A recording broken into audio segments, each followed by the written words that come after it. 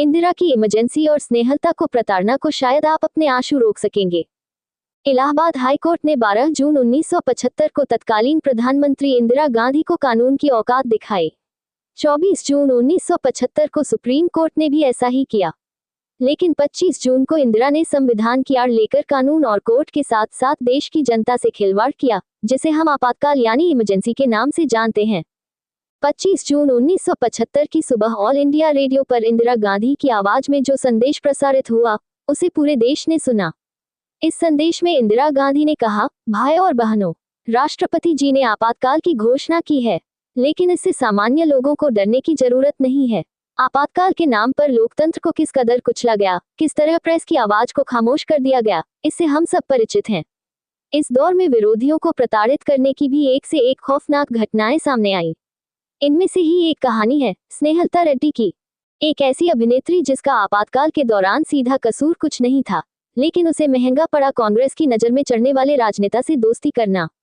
आपातकाल के समय स्नेहलता पर कांग्रेस ने बेहिसाब अत्याचार केवल इसलिए किए क्योंकि वह बड़े समाजवादी नेता जॉर्ज फर्नांडिस की मित्र थी, जिन्हें इमरजेंसी के समय पुलिस पकड़ने की कोशिश में थी। 2 मई 1976 को स्नेहलता को डायनामाइट केस में शामिल होने का आरोप लगाकर गिरफ्तार किया गया।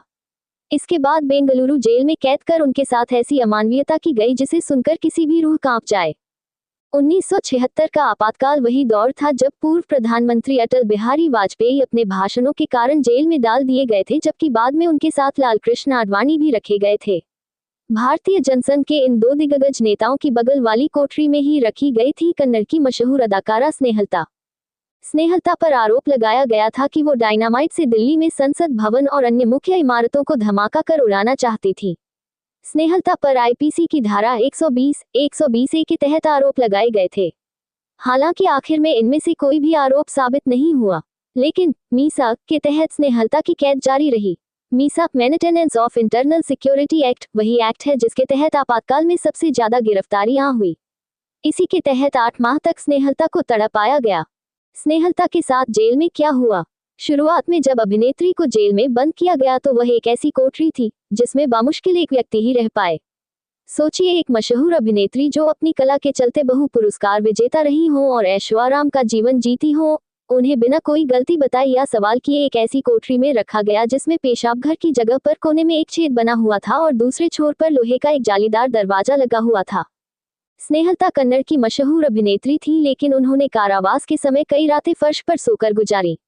इस बीच उनके परिवार के साथ क्या हो रहा है क्या नहीं, इसका अंदाजा भी उन्हें कुछ नहीं था, क्योंकि न तो कोई उनसे मिलने आया था और न ही कहीं से किसी का कुछ पता चल पाया था। कुछ समय बाद स्नेहलता के परिवार को मालूम हुआ कि उनको किस जेल में बंद किया गया है। पूरे 8 माह तक एक फेक केस में स्नेहलता को असीम प्रताड़नाएं दी जाती रहीं।